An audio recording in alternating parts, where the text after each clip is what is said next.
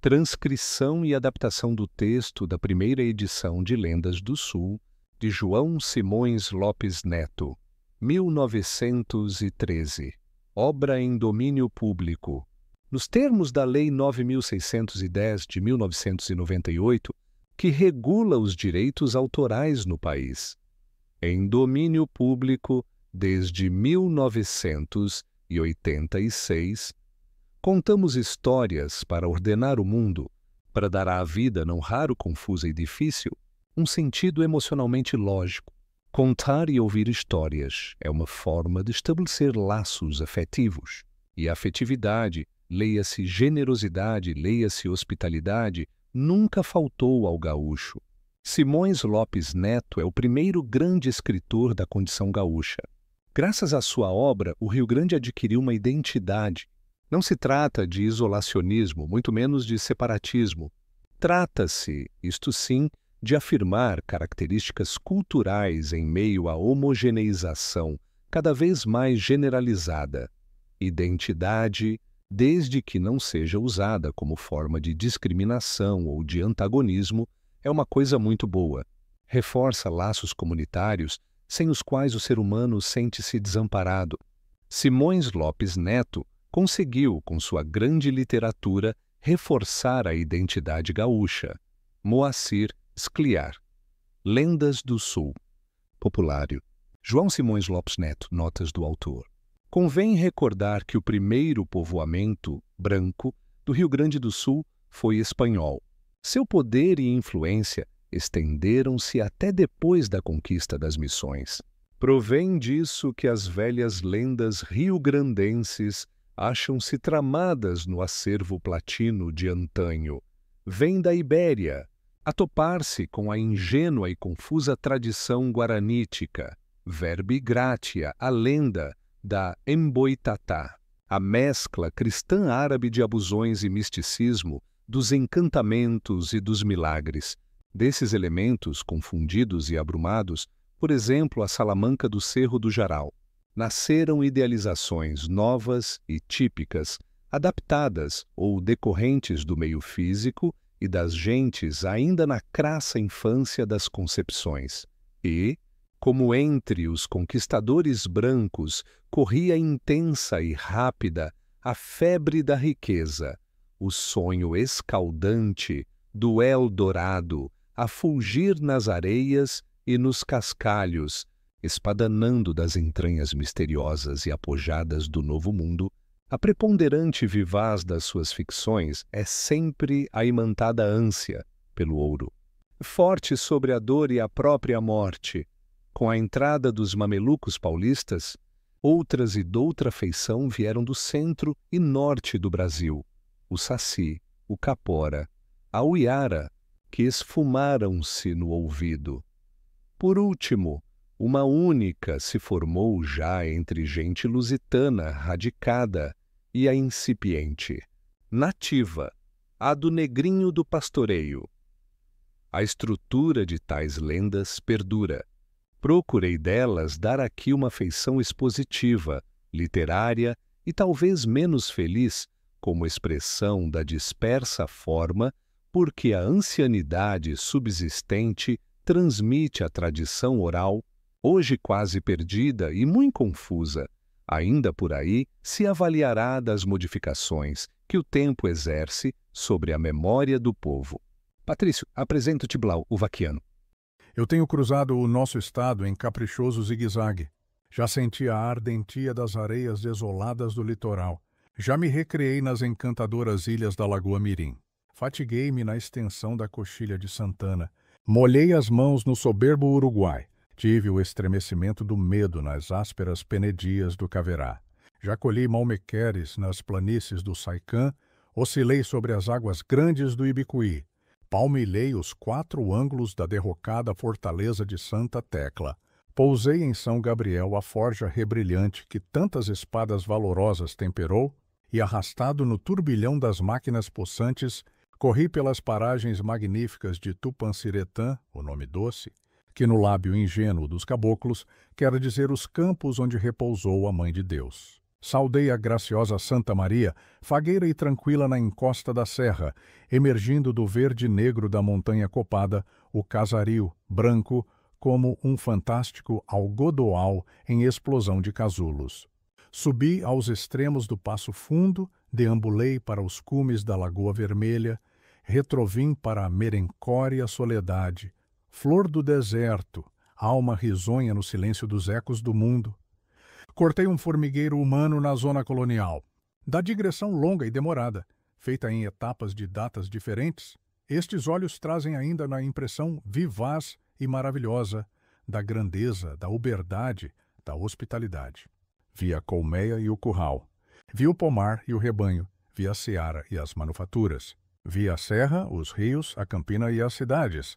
E dos rostos e das auroras, de pássaros e de crianças, dos sulcos do arado, das águas e de tudo, estes olhos, pobres olhos condenados à morte, ao desaparecimento, guardarão na retina até o último milésimo da luz a impressão da visão sublimada e consoladora.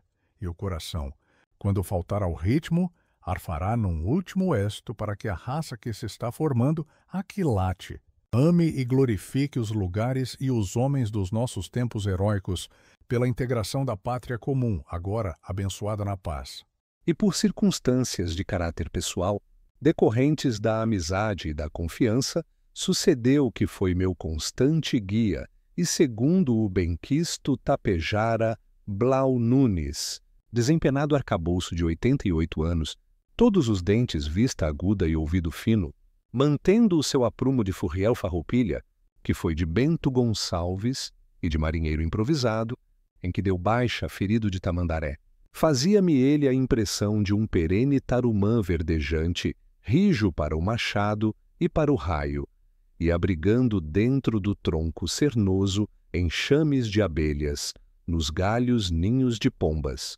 Genuíno tipo, crioulo, rio-grandense, hoje tão modificado, era Blau, o guasca sadio, a um tempo leal e ingênuo, impulsivo na alegria e na temeridade, precavido, perspicaz, sóbrio e infatigável, e dotado de uma memória de rara nitidez, brilhando através de imaginosa e encantadora loquacidade, servida e floreada pelo vivo e pitoresco dialeto gauchesco, e do trotar sobre tantíssimos rumos, das pousadas pelas estâncias, dos fogões a que se aqueceu, dos ranchos em que cantou, dos povoados que atravessou, das coisas que ele compreendia e das que eram-lhe vedadas ao singelo entendimento, do pelo a pelo com os homens, das erosões da morte e das eclosões da vida, entre o Blau, moço, militar, e o Blau, velho, paisano, ficou estendida uma longa estrada semeada de recordações.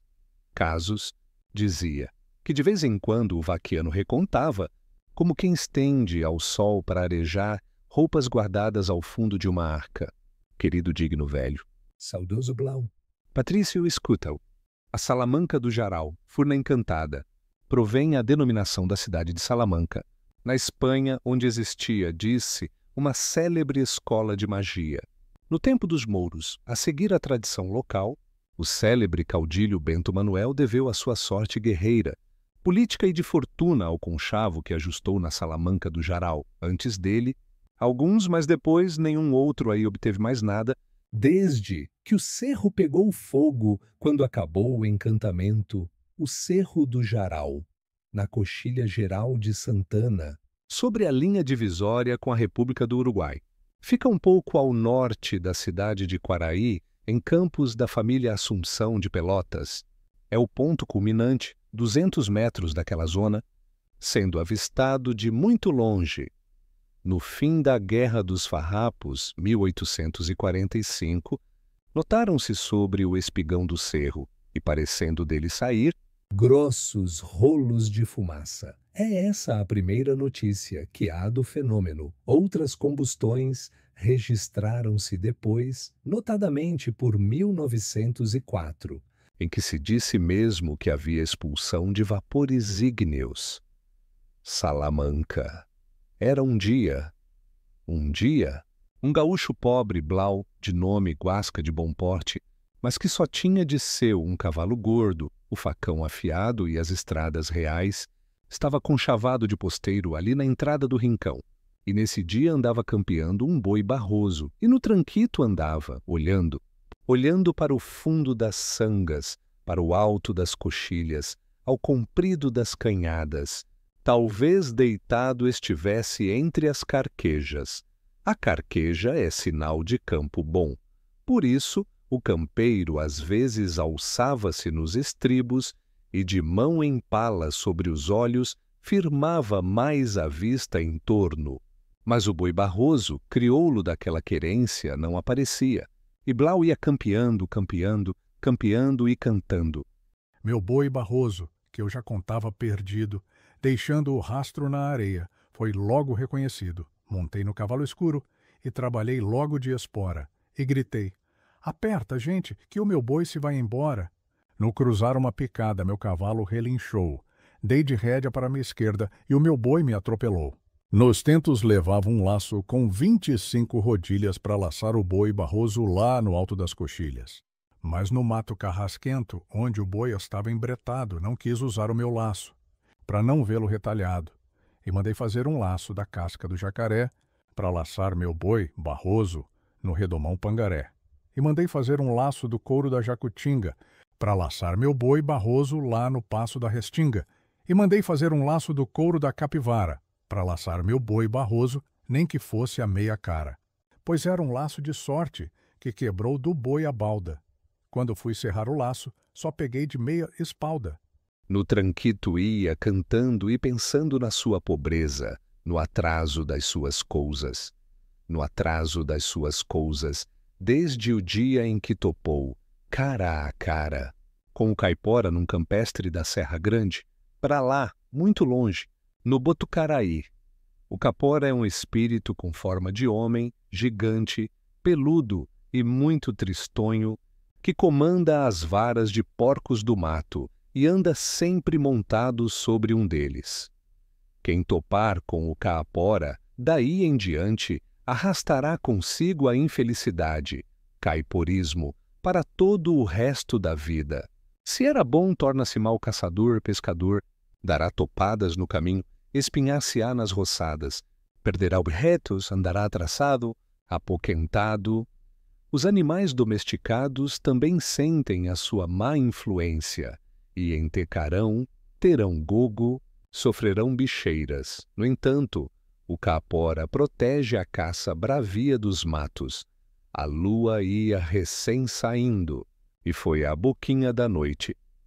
Hora de agouro, pois então. Gaúcho valente que era dantes, ainda era valente agora.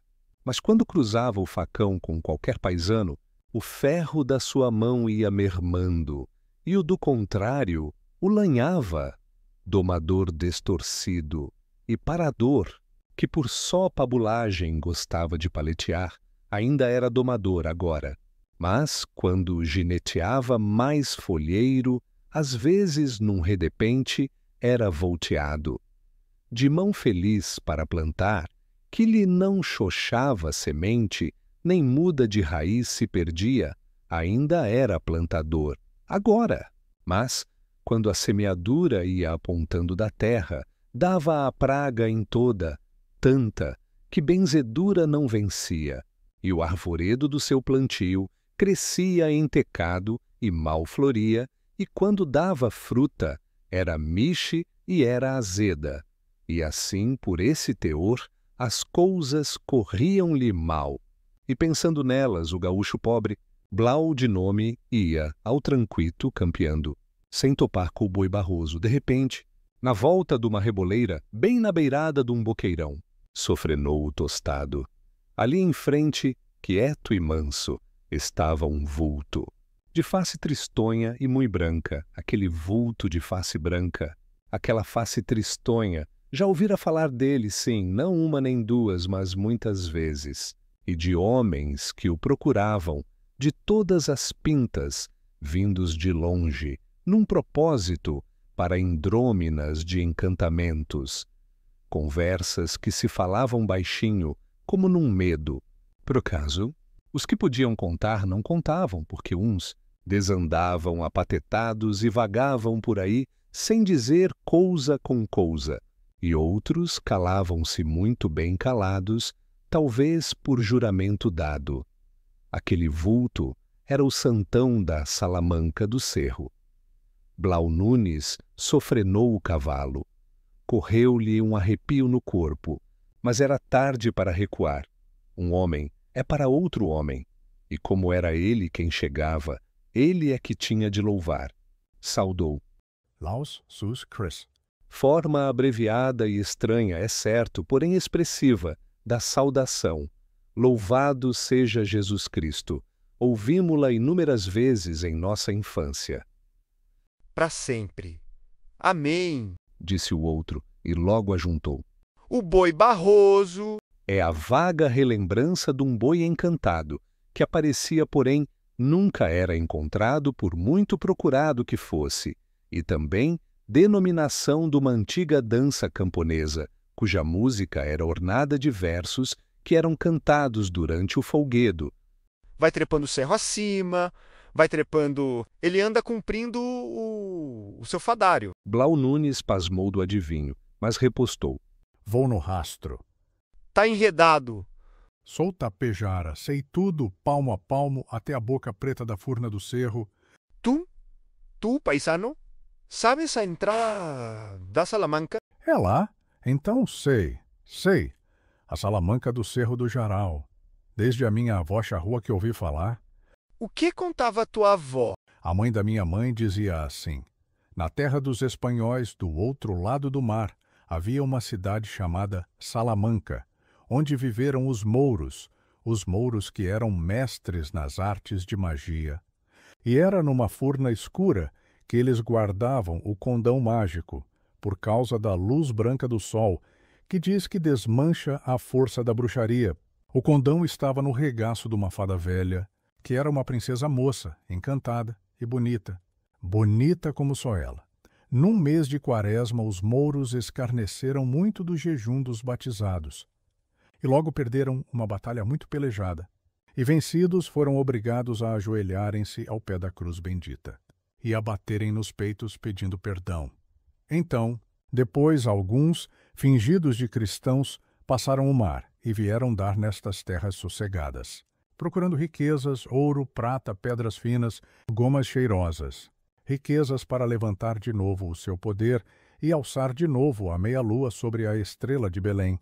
E para a segurança das suas traças, trouxeram escondida a fada velha, que era a sua formosa princesa moça, e devia ter mesmo muita força ao condão, porque nem os navios se afundaram, nem os frades de bordo desconfiaram, nem os próprios santos que vinham não sentiram, nem admira, porque o condão das mouras encantadas sempre aplastou a alma dos frades, e não se importa com os santos do altar, porque esses são só imagens.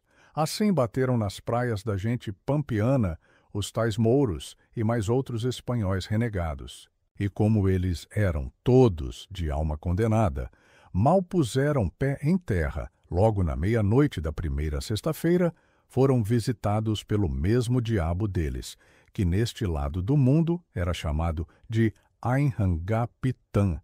Literalmente do tupi-guarani diabo vermelho. E muito respeitado. Então mouros e renegados disseram ao que vinham. E Ainhangapitã folgou muito. Folgou porque a gente nativa daquelas campanhas e a destas serras era gente sem cobiça de riquezas, que só comia a caça, o peixe, a fruta e as raízes que Tupã despejava sem conta para todos, das suas mãos sempre abertas e fazedoras. Por isso, Ainhangapitã folgou, porque assim minava para o peito dos inocentes as maldades encobertas que aqueles chegados traziam. E pois, escutando o que eles ambicionavam para vencer a cruz com a força do crescente, o maldoso pegou do condão mágico, que navegara em navio bento e entre frades rezadores e santos milagrosos. Esfregou-o no suor do seu corpo e virou-o em pedra transparente. E lançando o bafo queimante do seu peito sobre a fada moura, demudou-a em Teiniaguá, lagartixa, sem cabeça. E por cabeça encravou então no novo corpo da encantada a pedra, aquela que era o condão, aquele.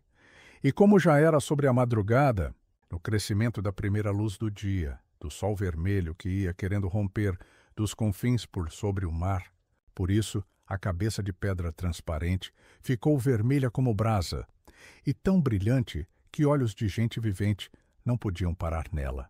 Ficando encandeados, quase cegos, e desfez-se a campanha até o dia da peleja da nova batalha, e chamaram Salamanca a furna desse encontro.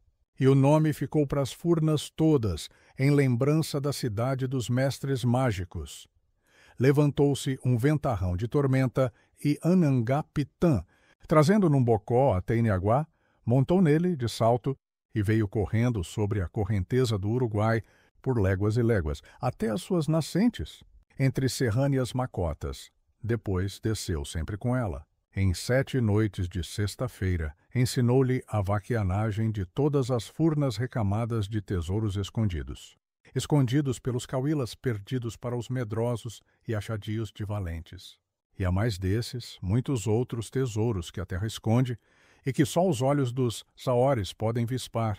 Nosso Senhor Jesus Cristo louvado seja para sempre. Amém. Ele foi preso na quarta-feira, sentenciado na quinta e crucificado na sexta. E neste mesmo dia de sexta-feira, houve no céu o julgamento dos carrascos de Nosso Senhor, e logo desceu à terra o arcanjo São Miguel com a ordem de castigar aos judeus. E o arcanjo passou essa ordem aos anjos que estavam de guarda à cruz, onde Nosso Senhor estava pregado e morto. Enquanto São Miguel esteve na terra, deixou sobre ela muito brilho da sua couraça de couro e das suas armas, e muita ventania das suas asas de prata. A gente já nascida estava condenada pelo pecado de ter maltratado e morto Jesus Cristo. Mas as crianças ainda não nascidas não podiam sofrer castigo, porque não tinham culpa alguma. Porém, os anjos da guarda da cruz não sabiam disso, e iam castigá-los da mesma forma, porque o arcanjo São Miguel esquecera-se de avisar sobre as crianças que nascessem naquele dia, que era justamente o da sentença de Deus. Por isso, a Virgem Maria, que sabia do esquecimento de São Miguel, em memória de Jesus, não deixou os anjos da guarda da cruz castigarem as crianças nascidas nessa sexta-feira. E então, para diferenciá-las das outras, fez um milagre, e mandou que a ventania das asas de prata do arcanjo ventasse sobre os olhos dos que fossem nascendo nesse dia santo, e ao brilho das armas de ouro que brilhasse sobre eles. E desse jeito todos ficaram assinalados e puderam ser diferenciados dos nascidos na véspera, e bem diferenciados, porque podiam ver através a água até o seu fundo, e através as muralhas e montanhas, até o outro lado delas, porque tudo ficou transparente para eles. E como a Virgem Maria não disse que subisse outra vez ao céu a ventania das asas de prata do arcanjo, nem o brilho das suas armas de ouro, esses dons ficaram na terra, e em todas as sextas-feiras santas procuram os olhos das crianças recém-nascidas, que então ficam com o dom de ver no escuro e através qualquer parede de pedra, madeira ou ferro. Para esses, nada existe escondido ou enterrado que seus olhos não vejam, como os dos outros homens de dia claro, isso porque nasceram em sexta-feira santa, os auris. Então Anhangá-Pitã, cansado, pegou num cochilo pesado, esperando o cardume das desgraças novas, que deviam pegar para sempre. Só não tomou tenência que até Iniaguá era mulher. Aqui está tudo o que eu sei, que a minha avó charrua de tribo guerreira, indômita, acantonada sobre a coxilha de Raedo e dominando o rio Quaraí até o Uruguai e para leste até o Rio Negro. As guerras e contínuas correrias que desde 1750 até mais de um século depois afligiram o Rio Grande e o estado oriental, dizimaram. Esta tribo, como a outras, hoje por bem dizer, extinta, desse quase acabamento e dispersão é que resulta o esquecimento e a deturpação das lendas que entre tais gentes floresceram. A minha avó, charrua, contava à minha mãe, e que ela já ouviu como cousa velha, contar por outros, que esses viram. E Blau Nunes bateu o chapéu para o alto da cabeça, deu um safanão no cinto, aprumando o facão. Foi parando o gesto e ficou-se olhando, sem mira, para muito longe, para onde a vista não chegava, mas onde o sonho acordado que havia nos seus olhos chegava de sobra e ainda passava. Ainda passava, porque o sonho não tem lindeiros nem tapumes. Falou então o vulto de face branca e tristonha. Falou em voz macia, e disse assim: É certo.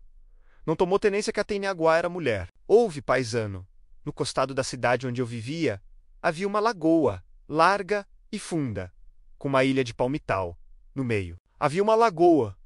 A minha cabeça foi banhada na água benta da pia, mas nela entraram soberbos pensamentos maus. O meu peito foi ungido com os santos óleos, mas nele entrou a doçura que tanto amarga, do pecado.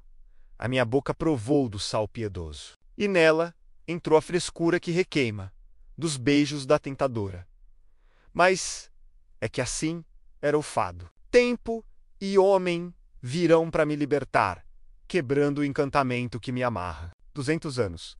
Onde findar? Eu esperarei, no entanto, vivendo na minha tristeza seca. Tristeza de arrependido que não chora.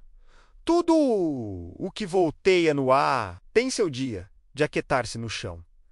Era eu que cuidava dos altares e ajudava a missa dos santos padres da igreja de Santo Tomé, do lado ao poente do grande Rio Uruguai, na Argentina, sobre o Uruguai, entre o rio Icamaquã e a cidade riograndense de São Borja.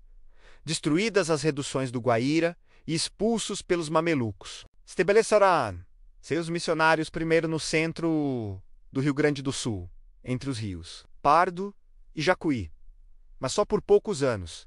Mais tarde, outra vez perseguidos e expulsos pelos mesmos, refugiaram-se uns para as odiernas 7 missões, os outros para a margem direita do Uruguai, incorporando-se à redução de Santo Tomé, de cujas ruínas se levantou depois a cidade do mesmo nome, quase em frente de São Borja. Sabia bem acender os círios, feitos com a cera virgem das abelheiras da serra, e bem balançar o turíbulo, fazendo ondear a fumaça cheirosa do rito, e bem tocar a santos, na quina do altar, 2 degraus abaixo, à direita do padre, e dizia as palavras do missal. E nos dias de festa, sabia repicar o sino, e bater as horas, e dobrar finados. Eu era o sacristão. Um dia, na hora do mormaço, todo o povo estava nas sombras, cesteando, nem voz grossa de homem, nem cantoria das moças, nem choro de crianças. Tudo cesteava. O sol faiscava nos pedregulhos lustrosos, e a luz parecia que tremia, peneirada no ar parado, sem uma viração. Foi nessa hora que eu saí da igreja, pela portinha da sacristia, levando no corpo a frescura da sombra benta, levando na roupa o cheiro da fumaça piedosa. E saí sem pensar em nada, nem de bem, nem de mal. Fui andando, como levado. Todo o povo cesteava, por isso ninguém viu.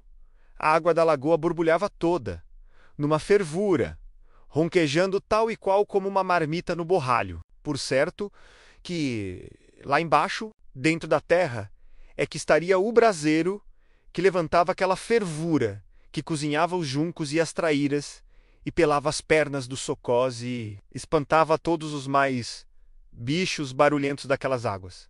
Eu vi o milagre de ferver toda uma lagoa, ferver sem fogo que se visse. A mão direita, pelo costume, andou para fazer-o pelo sinal. E parou, pesada como chumbo. Quis rezar um credo, e a lembrança dele recuou. E voltar, correr e mostrar o Santíssimo. E tanger o sino em dobre. E chamar o Padre Superior.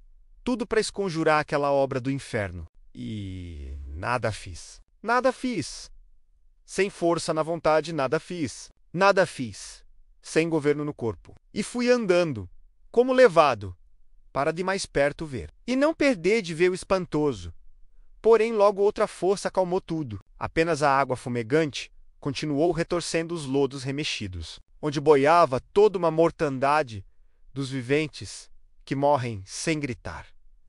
Era no fim de um lançante comprido, estrada batida e limpa, de todos os dias as mulheres irem para a lavagem. E quando eu estava na beira da água, vendo o que estava vendo, então rompeu dela um clarão, maior que o da luz a pino do dia, clarão vermelho, como de um sol morrente, e que luzia desde o fundão da lagoa, e varava a água barrenta, e veio crescendo para a barranca, e saiu, e tomou terra, e sem medo, e sem ameaça, veio andando para mim a sempre escapada.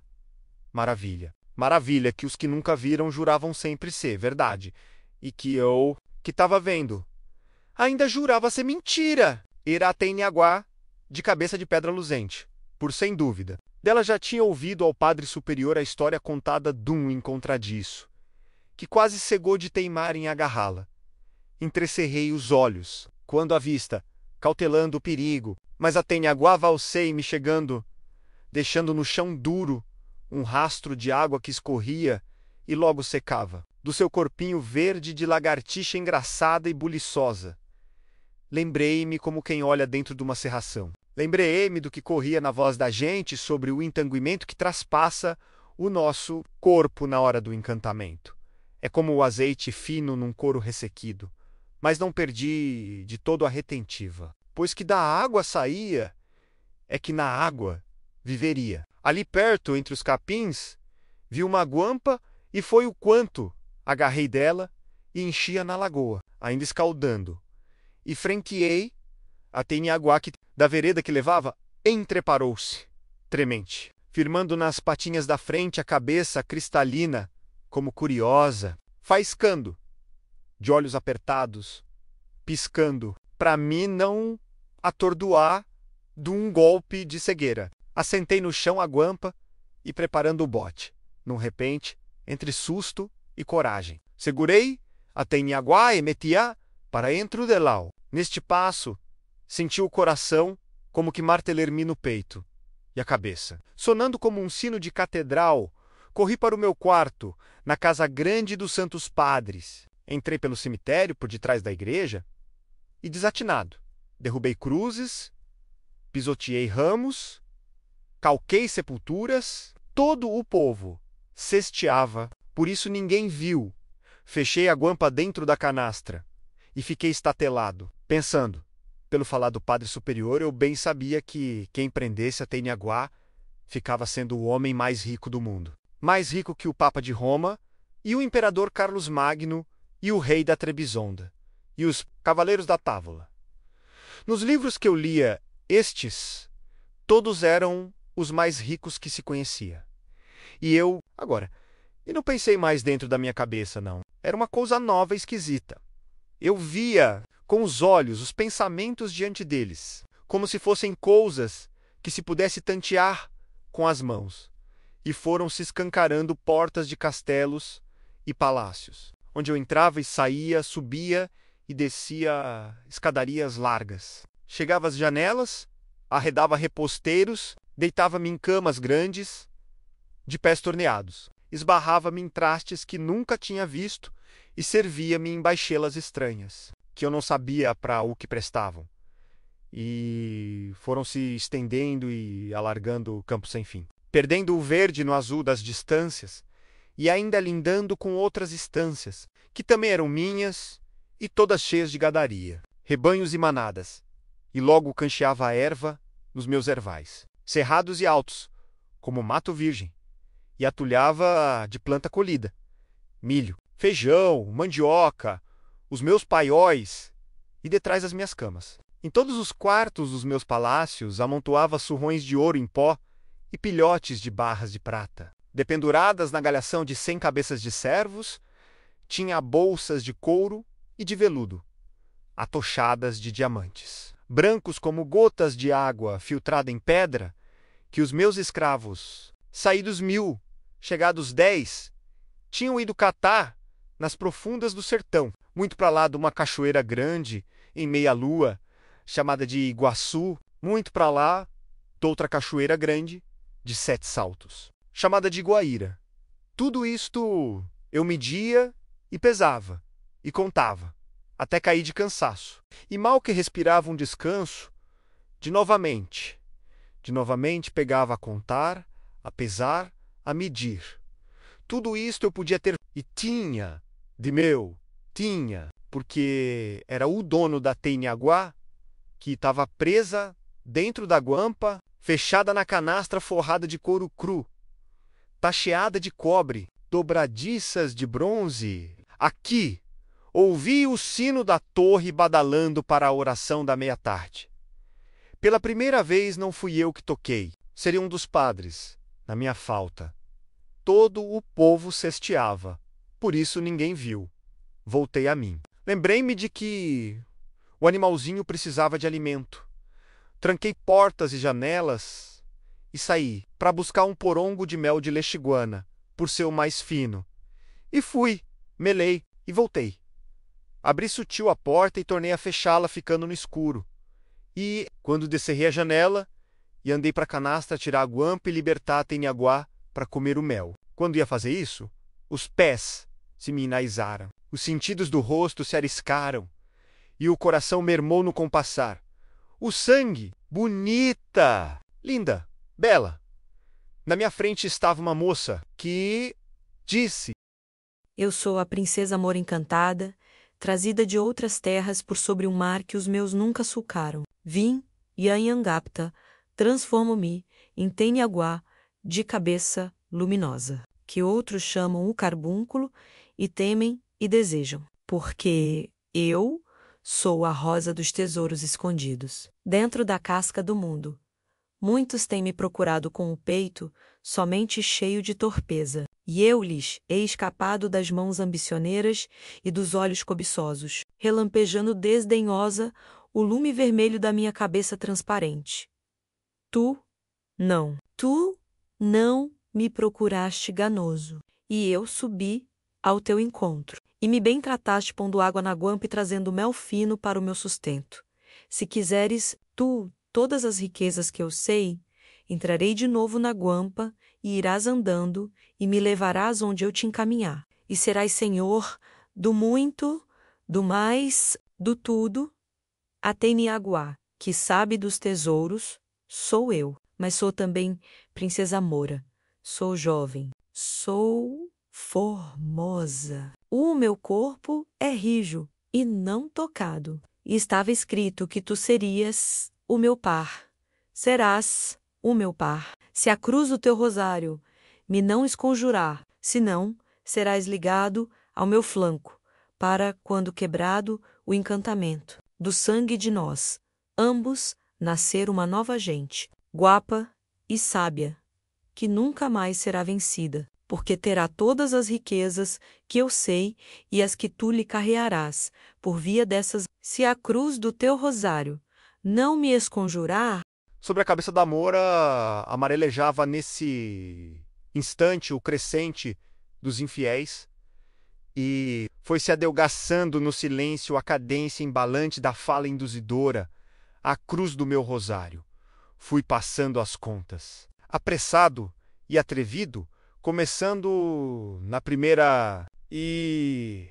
Quando tenteei a última, e que entre as duas, os meus dedos, formigando, deram com a cruz do Salvador. Fui levantando o crucificado, bem em frente da bruxa em salvatério, na altura do seu coração, na altura da sua garganta, da sua boca, na altura dos... E aí parou, porque olhos de amor, tão soberanos e cativos, em 1000 vidas de homem, outros se não viram, parou, e a minha alma de cristão foi saindo de mim, como o sumo se aparta do bagaço, como o aroma sai da flor que vai apodrecendo.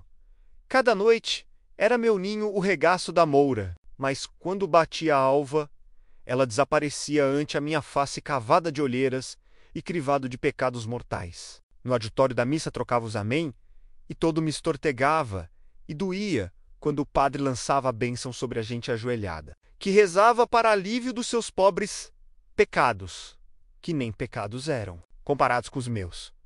Uma noite ela quis misturar o mel do seu sustento com o vinho do santo sacrifício. E eu fui, busquei no altar o copo de ouro consagrado, todo lavorado de palmas e resplendores, e trouxe-o, transbordante, transbordando de boca para boca. Por lábios incendiados o passamos, e embebedados caímos, abraçados, solnado. Despertei. Estava cercado pelos santos padres. Eu, descomposto, no chão o copo.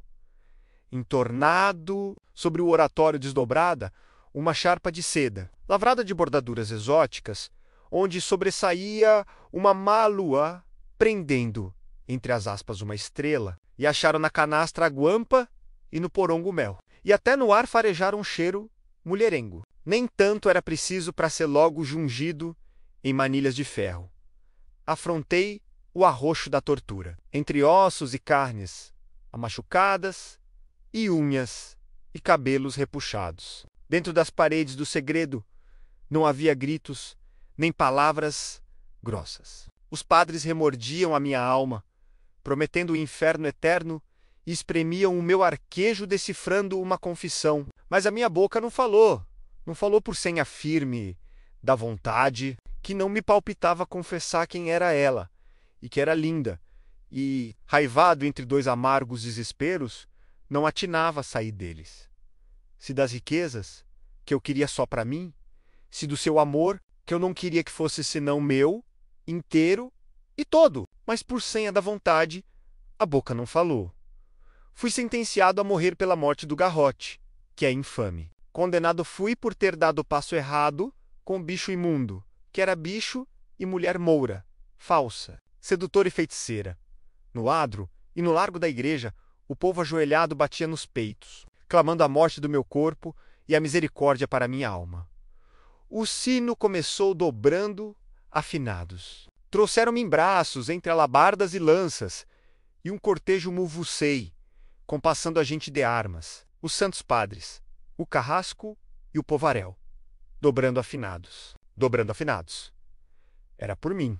E quando, sem mais esperança nos homens, nem no socorro do céu, chorei uma lágrima de adeus, a Teniaguá, encantada. Dentro do meu sofrer, floreteou uma réstia de saudade do seu cativo e soberano amor. Como em rocha dura, serpentei às vezes um fio de ouro, alastrado e firme, como uma raiz que não quer morrer. E aquela saudade parece que saiu para fora do meu peito. Subiu aos olhos feita em lágrima e ponteou para algum rumo, ao encontro doutra saudade rastreada, sem engano. Parece, porque nesse momento um ventarrão estourou sobre as águas da lagoa e a terra tremeu, sacudida tanto de as árvores desprenderem os seus frutos, de os animais estaquearem-se, medrosos, e de os homens caírem de cócoras, aguentando as armas, outros de bruços, tateando o chão, e nas correntezas sem corpo da ventania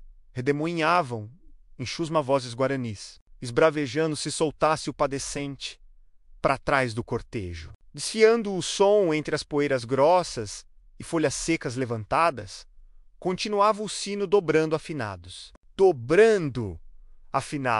Os santos padres pasmados, mas sisudos, rezavam encomendando a minha alma. Em roda, boquejando, chinas, piás, índios velhos, soldados de couraça e lança, e o alcaide, vestido de samarra amarela, com 2 leões vermelhos e a coroa deu o rei, brilhando em canutilho de ouro.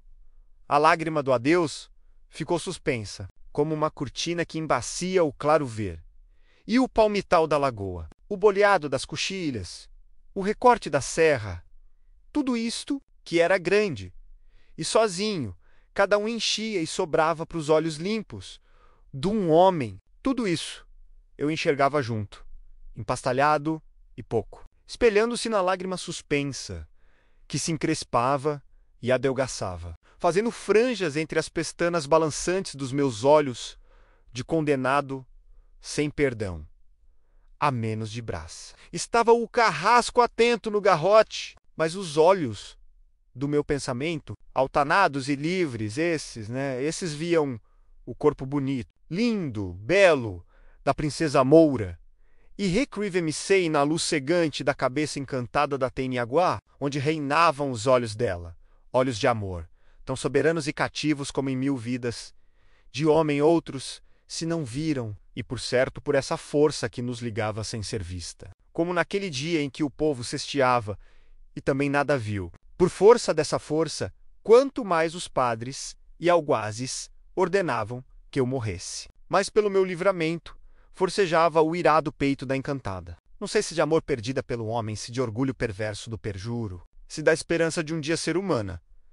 O fogo dos borralhos foi-se, alteando em labaredas e saindo pela quincha dos ranchos, sem queimá-los. As crianças de peito soltaram palavras feitas como gente grande. E bandadas de urubus apareceram e começaram a contradançar tão baixo que se lhes ouvia o esfregar das penas contra o vento. A contradançar, afiados para uma carniça que ainda não havia, porém que havia de haver mais os santos padres alineram-se na sombra do Santíssimo e borrifaram de água benta o povo amedrontado. E seguiram, como num propósito, encomendando a minha alma. O alcaide levantou o pendão real e o carrasco veridiume sobre o garrote, infâmia de minha morte. Por ter tido amores com mulher moura, falsa, sedutora e feiticeira.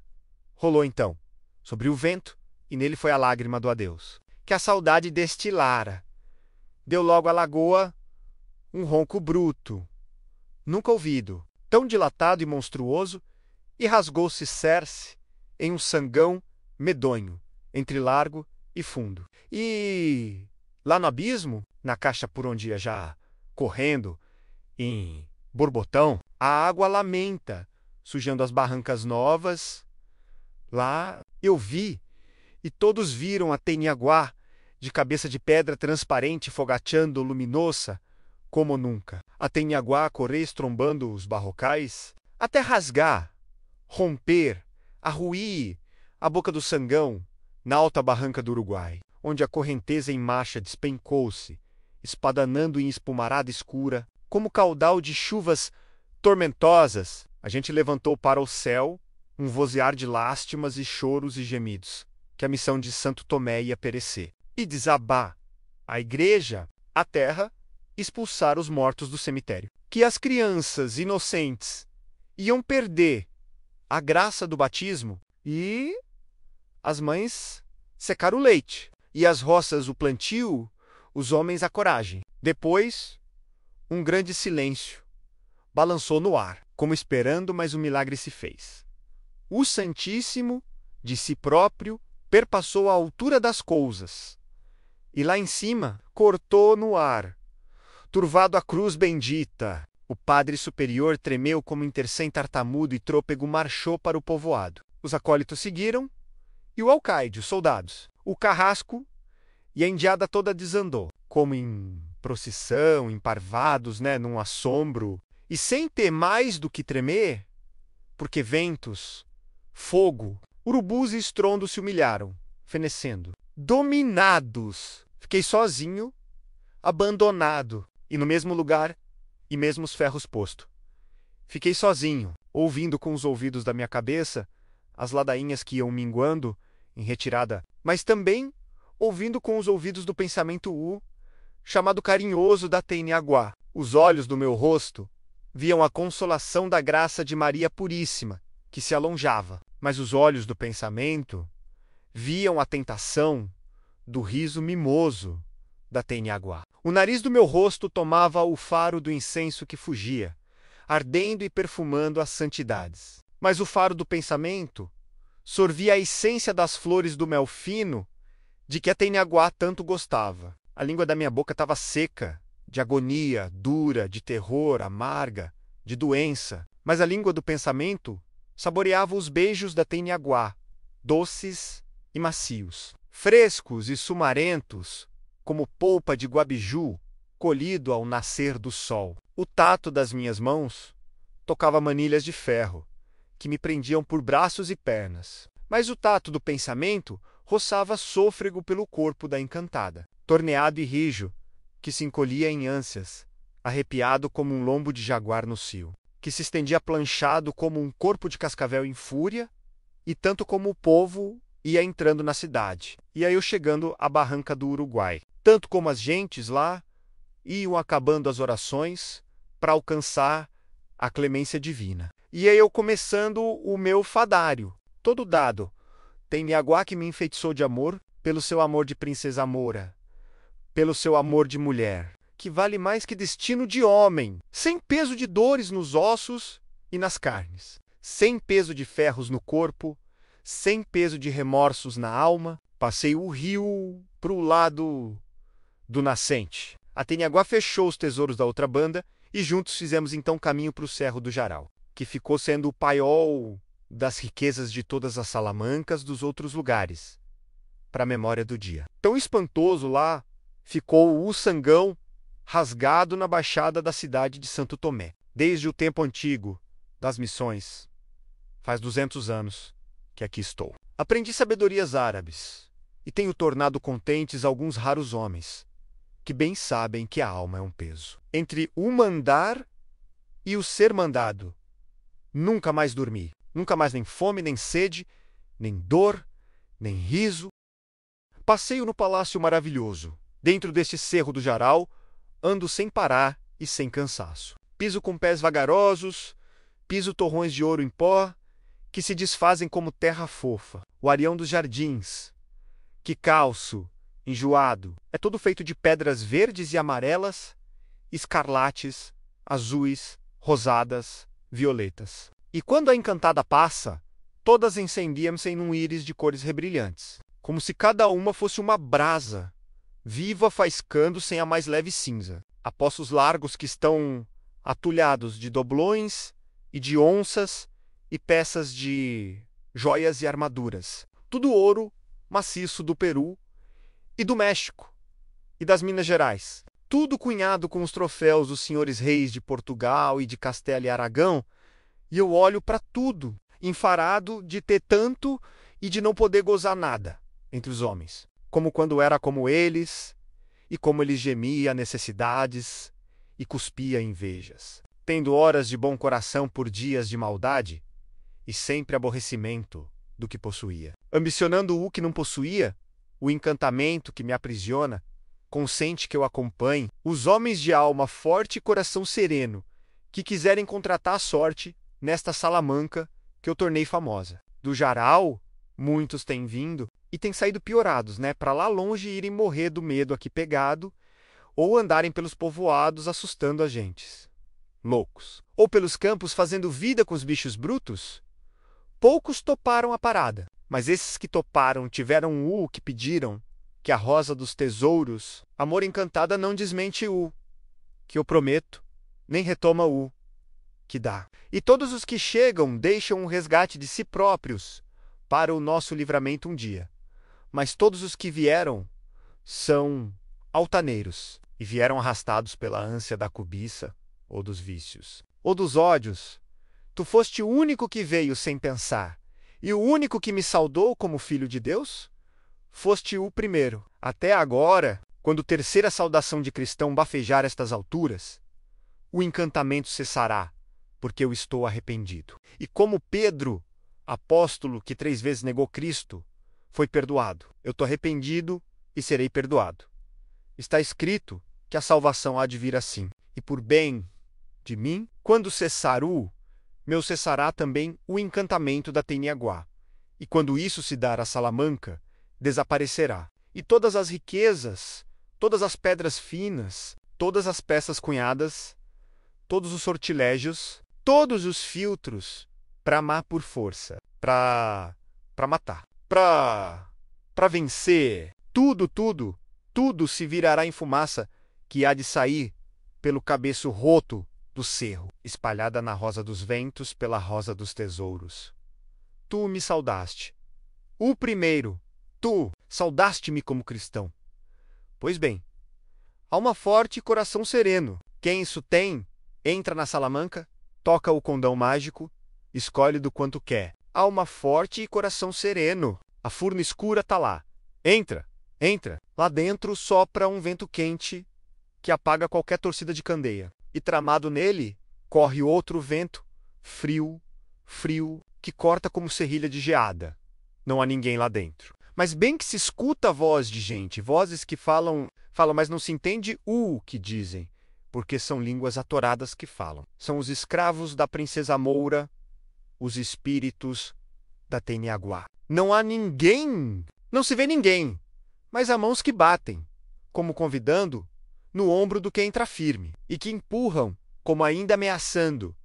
O que recua com medo, alma forte e coração sereno. Se entrares assim, se te portares lá dentro assim, podes então querer e serás servido. Mas governa o pensamento e segura a língua.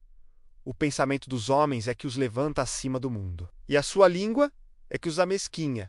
Alma forte, coração sereno. Vai! Blau, o guasca, apeou-se, maneou o flete e, por de seguro ainda pelo cabresto, prendeu-o a um galho de camboim que verga sem quebrar-se. Rodou as esporas para o peito do pé, aprumou de bom jeito o facão. Santiguou-se e seguiu. Calado fez. Calado entrou. O sacristão levantou-se e o seu corpo desfez-se em sombra, na sombra da reboleira. O silêncio que então se desdobrou era como o vôo parado das corujas. Metia medo, Blau Nunes foi andando, entrou na boca da toca apenas aí clareada, e isso pouco, por causa da enrediça da ramaria que se cruzava nela. Para o fundo era tudo escuro. Andou mais, num corredor de umas braças. Mais ainda, 7 corredores nasciam deste. Blau Nunes foi andando, enveredou por um deles. Fez voltas e contravoltas, subiu e desceu. Sempre escuro. Sempre silêncio, mãos de gente sem gente que ele visse. Batiam-lhe no ombro. Numa cruzada de carreiros, sentiu o ruído de ferros que se chocavam, tinir de muitas espadas. Seu conhecido. Por então, o escuro ia já mudado num luzir de vagalume. Grupos de sombras com feitio de homens peleavam de morte. Nem pragas, nem fuzilar de olhos raivosos, porém furiosos eram os golpes que elas iam talhando umas nas outras, no silêncio. Blau teve um relance de parada, mas atentou logo no dizer do vulto de face branca e tristonha. Alma forte, coração sereno. E meteu o peito por entre o espinheiro das espadas, sentiu o corte delas, o fino das pontas, o redondo dos copos. Mas passou sem nem olhar aos lados num entono, escutando porém choros e gemidos dos peleadores. Mãos mais leves bateram-lhe no ombro, como carinhosas e satisfeitas. Outro mais ruído nenhum ouvia ele no ar quieto da furna que o rangido dos cabrestilhos das suas esporas. Blau Nunes foi andando. Andando numa luz macia, que não dava sombra. Enredada como os caminhos de um cupim, era a furna, dando corredores sem conta, a todos os rumos. E ao desembocar do em que vinha justo num cotovelo dele, saltaram-lhe aos 4 lados jaguares e pumas, de goela aberta e bafo quente, patas levantadas mostrando as unhas, a cola mosqueando, numa fúria, e ele meteu o peito e passou, sentindo a cerda dura das feras roçar-lhe o corpo. Passou sem pressa, nem vagar, escutando os urros que para trás iam ficando e morrendo, sem eco. As mãos, de braços que ele não via, em corpos que não sentia, mas que certo o ladeavam. As mãos iam-lhe sempre afagando os ombros, sem bem o empurrar, mas atirando-o para adiante. Adiante. A luz ia na mesma, cor da de vagalume, esverdeada e amarela. Blau Nunes foi andando. Agora era um lançante, e ao fim dele parou num redondel topetado de ossamentas de criaturas, esqueletos, de pé, encostados uns nos outros, muitos, derreados, como numa preguiça, pelo chão caídas, partes deles despencadas, caveiras soltas, dentes branqueando, tampos de cabeças, buracos de olhos, pernas e pés em passo de dança, alcatras e costelas meneando-se num vagar compassado, outras em saracoteio. Aí o seu braço direito quase moveu-se acima, como para fazer o sinal da cruz. Porém, alma forte, coração sereno, meteu o peito e passou entre as ossadas, sentindo o báfio que elas soltavam das suas juntas bolorentas. As mãos, aquelas, sempre brandas, afagavam-lhe outra vez os ombros. Blau Nunes foi andando. O chão ia alteando-se, numa trepada forte que ele venceu sem aumentar a respiração, e num desvão, a modo de um forno, teve de passar por uma como porta dele, e aí dentro era um jogo de línguas de fogo, vermelho e forte, como atiçado com lenha de nhanduvai, e repuxos de água, saídos das paredes, batiam nele e referviam, chiando, fazendo vapor. Um ventarrão rondava ali dentro, enovelando águas e fogos, que era uma temeridade cortar aquele turbilhão. Outra vez ele meteu o peito e passou, sentindo o mormaço das labaredas. As mãos do ar mais o palmeavam nos ombros, como querendo dizer, muito bem. Blau Nunes foi andando. Já tinha perdido a conta do tempo e do rumo que trazia. Sentia no silêncio como que um peso de arrobas. A claridade mortiça, porém, já se lhe assentara nos olhos e tanto, que viu adiante, em sua frente e caminho, um corpo enroscado, sarapintado e grosso, batendo no chão uns chocalhos, grandes como ovos de tel-tel. Era a Boicininga, guarda desta passagem, que levantava a cabeça fiechosa, lanceando o ar com a língua de cabelos, preta, firmando no vivente a escama dos olhos, luzindo, pretos, como botões de veludo, das duas presas recurvas, grandes como as aspas de um turito de sobreano, pingava uma goma escura, que era a peçonha sobrante por um muito jejum de mortandade. Lá fora, a Boicininga, a cascavel amaldiçoada, toda se meneava, chocalhando os guizos, como por aviso, fueirando o ar com a língua. Como por prova, uma serenada de suor minou na testa do paisano. Porém, ele meteu o peito e passou, vendo, sem olhar, a Boicininga altear-se e descair, chata e tremente. E passou, ouvindo o chocalho da que não perdoa, o silbido da que não esquece. E logo então, que era este o quinto passo de valentia, que vencera sem temer, de alma forte e coração sereno. Logo então as mãos voantes anedearam-lhe o cabelo, palmearam-lhe mais, chegadas os ombros. Blau Nunes foi andando. Desembocou num campestre de gramado fofo que tinha um cheiro doce que ele não conhecia. Em toda a volta, árvores enfloradas e estadeando frutos, passarinhada de penas vivas e cantoria alegre, veadinhos mansos, capororocas e outro muito bicharedo que recreava os olhos, e listando a meio campestre, brotado de uma roca coberta de samambaias, um olho d'água, que saía em toalha e logo corria em riachinho, pipocando o quanto sobre areião solto palhetado de malacachetas brancas, como uma farinha de prata, e logo uma ronda de moças, cada qual que mais cativa. Uma ronda alegre saiu dentre o arvoredo, a cercá-lo, a seduzi-lo, a ele, Blau, gaúcho pobre, que só mulheres de anáguas resvalonas conhecia. Vestiam-se umas em frouxo trançado de flores, outras de fios de contas, outras na própria cabeleira solta. Estas chegavam-lhe à boca caramujos estrambóticos, cheios de bebida recendente e fumegando entre vidros frios, como de geada. Dançavam outras num requebro marcado como por música. Outras lá acenavam-lhe para a lindeza dos seus corpos, atirando no chão esteiras macias. Num convite aberto e ardiloso, porém, ele meteu o peito e passou, com as fontes golpeando.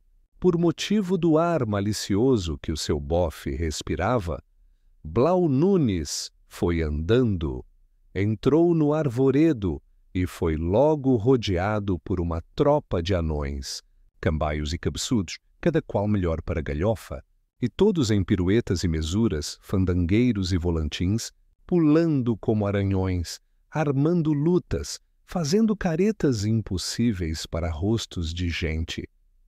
Porém, o paisano meteu o peito neles e passou, sem nem sequer um ar de riso no canto dos olhos, e com este, que era o último, contou os 7 passos das provas, e logo então aqui, surgiu-lhe em frente o vulto de face tristonha e branca, que certo lhe andara nas pisadas de companheiro sem corpo e sem nunca lhe valer nos apuros do caminho, e tomou-lhe a mão.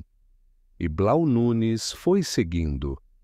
Por detrás de um cortinado como de escamas de peixe dourado, havia um socavão reluzente, e sentada numa banqueta transparente, fogueando cores como as do arco-íris, estava uma velha, muito velha, carquincha e curvada, e como tremendo de caduca, e segurava nas mãos uma varinha branca, que ela revirava e tangia, e atava em nós que se desfaziam, laçadas que se deslaçavam e torcidas que se destorciam, ficando sempre linheira. Cunhã, disse o vulto. o paisano, quer? Tu vieste, tu chegaste, pede tu, pois. Respondeu a velha, e moveu e ergueu o corpo magro, dando estalos nas juntas, e levantou a varinha para o ar. Logo o condão coriscou por sobre ela uma chuva de raios, mais que como num temporal desfeito das nuvens carregadas cairia. E disse: Por 7 provas que passaste, 7 escolhas dar-te-ei. Paisano, escolhe.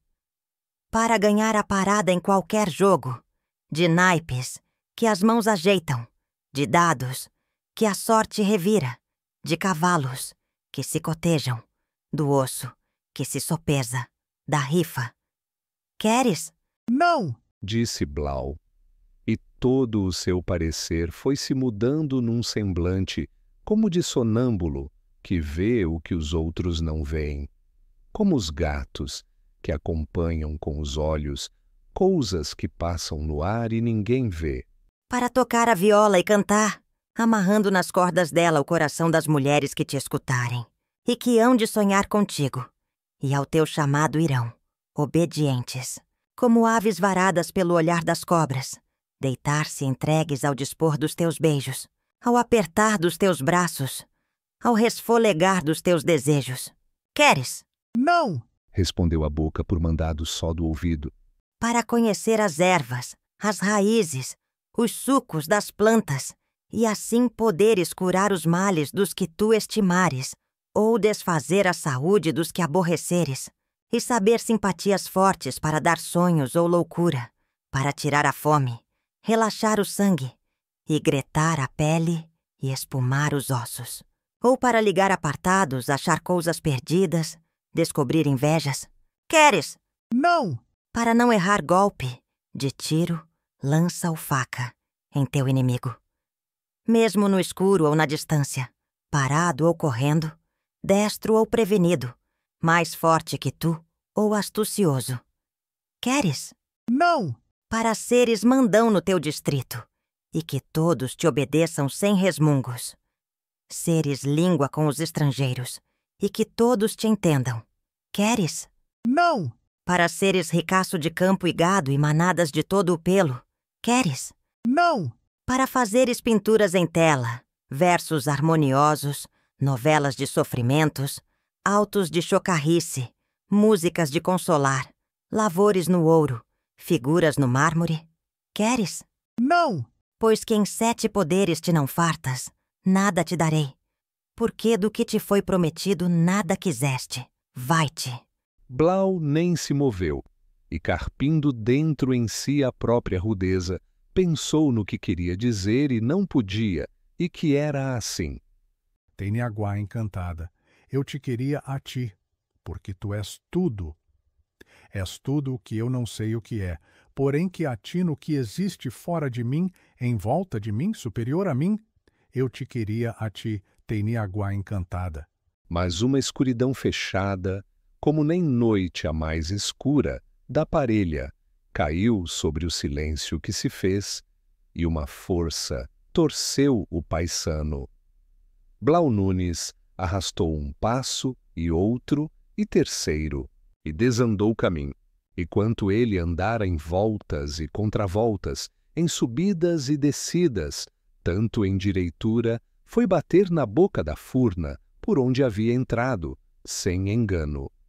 E viu atado e quieto o seu cavalo, em roda as mesmas restingas, ao longe os mesmos descampados mosqueados de pontas de gado, a um lado o encordoado das coxilhas, a outro, numa aberta entre matos, um claro prateado, que era a água do arroio. Memorou o que tinha acabado de ver e de ouvir e de responder. Dormido, não tinha, nem susto lhe tirara o entendimento, e pensou que, tendo tido oferta de muito, não lograra nada por querer tudo, e num arranco de raiva cega, decidiu outra investida. Voltou-se para entrar de novo, mas bateu com o peito na parede dura do cerro. Terra maciça, mato cerrado, capins, limos, e nenhuma fresta, nem brecha, nem buraco, nem furna, caverna, toca por onde escorresse um corpinho de guri, quanto mais passasse porte de homem. Desanimado e penaroso, compôs o cavalo e montou, e ao dar de rédea, apareceu-lhe pelo lado de laçar o sacristão, o vulto de face branca e tristonha, que tristemente estendeu-lhe a mão, dizendo: Nada quiseste. Tiveste a alma forte e o coração sereno. Tiveste, mas não soubeste governar o pensamento nem segurar a língua. Não te direi se bem fizeste ou mal, mas como és pobre, e isso te aflige. Aceita este meu presente, que te dou.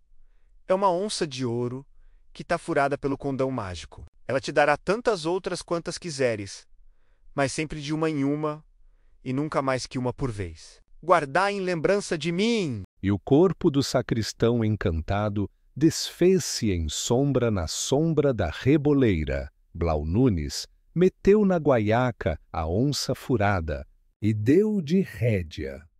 O sol tinha cambado e o cerro do Jaral já fazia sombra comprida sobre os bamburrais e restingas que lhe formavam assento. Na troteada para o posto em que morava, um ranchote de beira no chão tendo por porta um couro, Blau rumou para uma venda grande que sortia aquele vizindário, mesmo a troco de courama, cerda ou algum tambeiro. E como vinha de garganta seca e a cabeça atordoada, mandou botar uma bebida. Bebeu, e puxou da guaiaca a onça e pagou.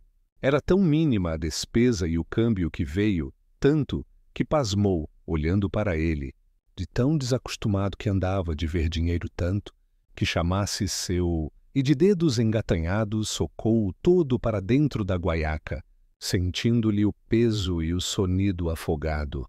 Calado, montou de novo, retirando-se.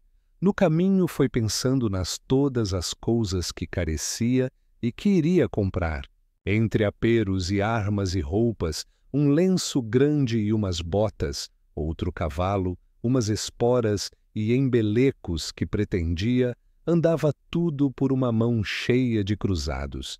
E a si próprio perguntava se aquela onça encantada, dada para em 10, teria mesmo o condão de entropilhar outras muitas, tantas como as que precisava, e mais ainda, outras e outras que o seu desejo fosse despencando. Chegou ao posto e, como homem avisado, não falou do que fizera durante o dia, apenas do boi barroso que campeou e não achou. E no seguinte, logo cedo saiu a empeçar a prova do prometido. Naquele mesmo negociante, ajustou umas roupas tafulonas, e mais uma adaga de cabo e bainha com anéis de prata, e mais as esporas e um rebenque de argolão. Toda a compra passava de 3 onças, e Blau, as fontes latejando, a boca cerrada num aperto que lhe fazia doer o carrinho, piscando os olhos, a respiração atropelada. Todo ele numa desconfiança, Blau, por debaixo do seu balandral remendado, começou a gargantear a guaiaca. e caiu-lhe na mão uma onça, e outra, e outra, e outra, as 4, que por agora eram tão de jeito. Mas não caíram 2, e 2, ou 3, e 1, ou as 4 juntas, por aí sim, de uma a uma, as 4, de cada vez só uma. Voltou ao rancho com a maleta atochada, mas como homem avisado, não falou do acontecido. No outro dia, seguiu a outro rumo, para outro negociante mais forte e de prateleiras mais variadas. Já levava alinhavado o sortimento que ia fazer, e muito em ordem foi encomendando a parte das coisas, tendo cuidado em não querer nada de cortar, só peças inteiras que era para. No caso de falhar a onça, recuar da compra, fazendo um feio, é verdade, mas não sendo obrigado a pagar estrago algum. Notou a conta, que andava por 15 onças, uns cruzados para menos. E outra vez, por debaixo do seu balandral remendado, começou a gargantear a guaiaca, e logo lhe foi caindo na mão uma onça. E segunda, outra. E quarta mais outra, e sexta, e assim de uma em uma, as 15 necessárias. O negociante ia recebendo e alinhando sobre o balcão as moedas conforme vinham elas minando da mão do pagador, e quando estavam todas, disse, entre risonho e desconfiado: Que puxa! Cada onça das suas parece que é um pinhão, que é preciso descascar a unha. No terceiro dia passou na estrada uma cavalhada. Blau fez parar a tropa e ajustou uma quadrilha. Apartada por ele, à sua vontade, e como facilitou o preço, fechou-se o trato, ele e o capataz, sós no meio da cavalhada, iam fazendo mover-se os animais. No apinhado de todas, Blau marcava a cabeça que mais lhe agradava pelo focinho, pelos olhos, pelas orelhas. Com um sovel fino de armada pequena, reboleava por dentro e ia, certo, laçar o bagual escolhido, se ainda, sem ovas e bons cascos, aprazia-lhe, tirava-o então como seu. Para o potreiro do piquete, olho de campeiro, não errou vez alguma a escolha, e 30 cavalos à flor foram apartados, custando 45 onças. E enquanto a tropa verdeava e bebia, os tratistas foram para a sombra de uma figueira que havia na beira da estrada. Blau, por debaixo do seu balandral remendado, ainda desconfiando, começou a gargantear a guaiaca, e foi logo aparando, onça por onça, 1, 3, 6, 10, 18, 25, 40, 45. O vendedor, estranhando aquela novidade e demora, não se conteve e disse: Amigo, as suas onças parecem talas de Jerivá, que só cai uma de cada vez. Depois desses 3 dias de prova, Blau acreditou na onça encantada. Arrendou um campo e comprou o gado, para mais de 10.000 cabeças, aquerenciado. O negócio era muito acima de 3.000 onças. A pagar no recebimento, aí o coitado perdeu quase o dia inteiro a gargantear a guaiaca e a aparar onça por onça, uma atrás da outra, sempre uma a uma. Cansou-lhe o braço, cansou-lhe o corpo. Não falhava golpe, mas tinha de ser como martelada que não se dá 2 ao mesmo tempo. O vendedor, à espera que Blau completasse a soma, saiu, mateou, cesteou. E quando, sobre a tarde, voltou à ramada, lá estava ele ainda aparando onça tras onça. Ao escurecer estava completo o ajuste. Começou a correr a fama da sua fortuna. E todos espantavam-se por ele, gaúcho despilchado de ontem, pobre, que só tinha de seu as chilcas, afrontar os abonados assim, do pé para a mão. E também era falado o seu esquisito modo de pagar, que pagava sempre, valha a verdade, só de onça por onça. Uma depois de outra e nunca, nunca ao menos 2. A colheradas, aparecia gente a propor-lhe negócio, ainda de pouco preço, só para ver como aquilo era.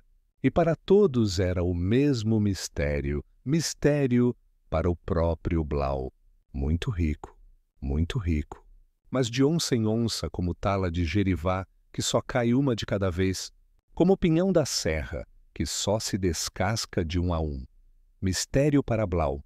Muito rico, muito rico. Mas todo o dinheiro que ele recebia, que entrava das vendas feitas, todo o dinheiro que lhe pagavam a ele, todo desaparecia, guardado na arca de ferro, desaparecia como desfeito em ar. Muito rico das onças que precisasse, e nunca faltaram para gastar no que lhe parecesse. Bastava-lhe gargantear a guaiaca, e elas começavam a pingar, mas nenhuma das que recebia lhe ficava. Todas evaporavam-se, como água em tijolo quente. Então começou a correr um boquejo, de ouvido para ouvido, e era que ele tinha parte com o diabo, e que o dinheiro dele era maldito, porque todos com quem tratava e recebiam das suas onças, todos entravam, ao depois, a fazer maus negócios, e todos perdiam em prejuízos exatamente a quantia igual à de suas mãos recebida. Ele comprava e pagava à vista, é certo. O vendedor contava e recebia, é certo. Mas o negócio empreendido com esse valor era de prejuízo garantido. Ele vendia e recebia, é certo.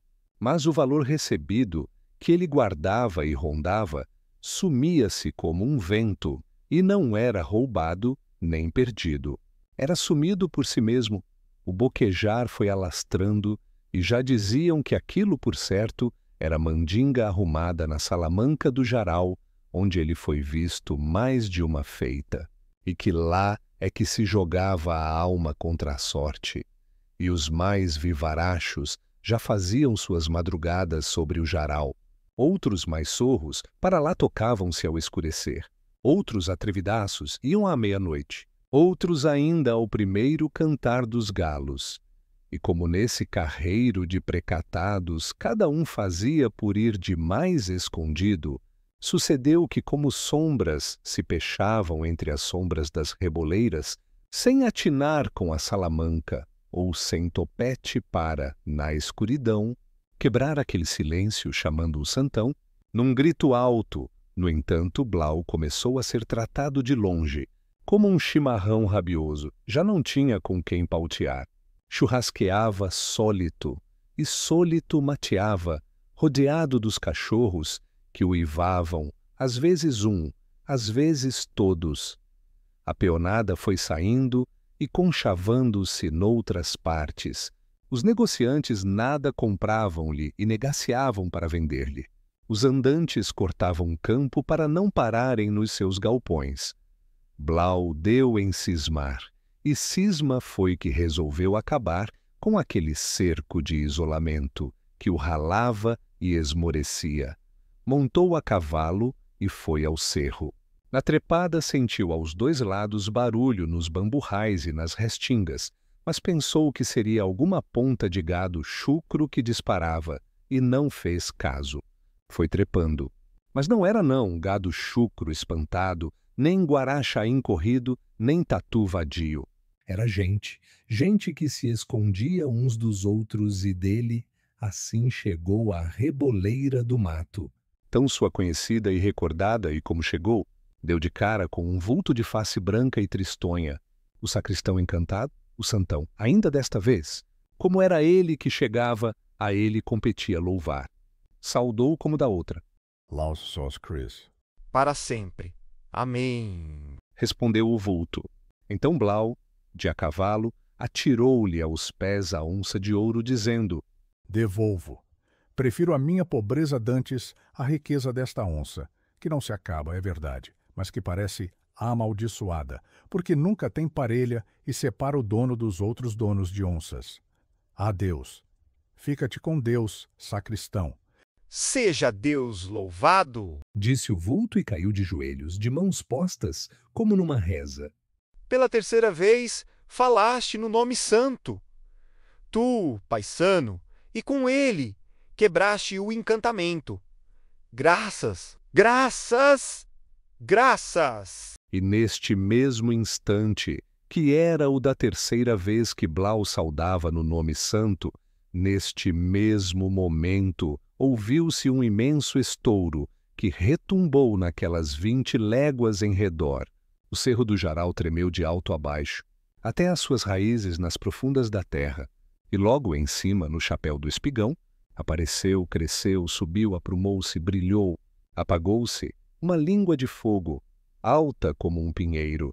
Apagou-se, e começou a sair fumaça negra em rolos grandes, que o vento ia tocando para longe, por cima do encordoado das coxilhas, sem rumo feito, porque a fumaceira inchava e desparramava-se no ar, dando voltas e contravoltas, torcendo-se, enroscando-se, em altos e baixos, num desgoverno como uma tropa de gado alçado, que espirra e se desmancha como água passada em regador. Era a queima dos tesouros da Salamanca, como dissera o sacristão. Sobre as caídas do cerro levantou-se um vozerio e tropel. Eram os maulas que andavam rastreando a furna encantada e que agora fugiam, desguaritados como filhotes de perdiz. Para os olhos de Blau, o cerro ficou como de vidro transparente, e então viu ele o que lá dentro se passava: os brigões, os jaguares, os esqueletos, os anões, as lindas moças, a boicininga, tudo, torcido e enovelado, amontoado, revolvido, corcoveava dentro das labaredas vermelhas que subiam e apagavam-se dentro dos corredores, cada vez mais carregados de fumaça, e urros, gritos, tinidos, silbidos, gemidos, tudo se confundia no tronar da voz maior que estrondeava no cabeço empenachado do cerro. Ainda uma vez a velha carquincha transformou-se na Teiniaguá, e a Teiniaguá na Princesa Moura, a Moura numa tapuia formosa, e logo o vulto de face branca e tristonha tornou-a a figura do sacristão de Santo Tomé, o sacristão, por sua vez, num guasca desempenado, e assim, quebrado, o encantamento que suspendia fora da vida das outras aquelas criaturas vindas do tempo antigo e de lugar distante.